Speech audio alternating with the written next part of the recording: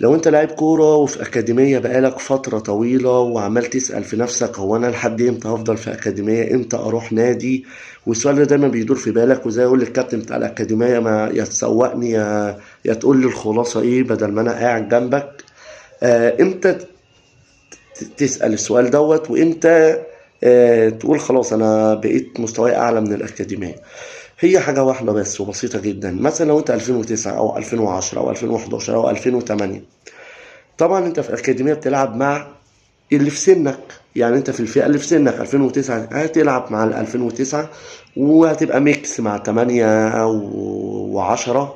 يعني 2009 2008 2010 في الغالب هتبقوا في نفس الفئه دي. تمام. تمام. لما تلاقي نفسك في التقسيمه انت احسن واحد، خلي بالك الواحد بيبقى عارف نفسه هو احسن واحد ولا لا. اللي هو الفرق بتتخانق عليا علشان ابقى معاها في التقسيمه. الكابتن دايما لما بنلعب ماتش بره او ماتش داخلي بيحطني دايما، بيديني ثقه رهيبه.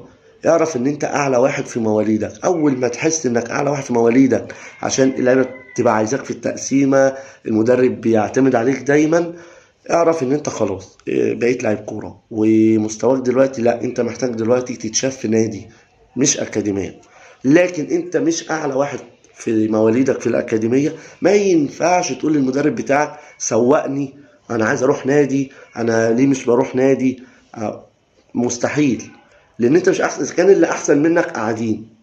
فهمت الفكره؟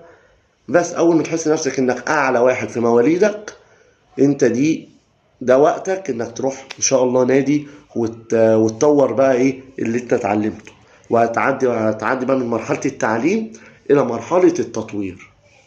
بس هي دي الفكرة يعني.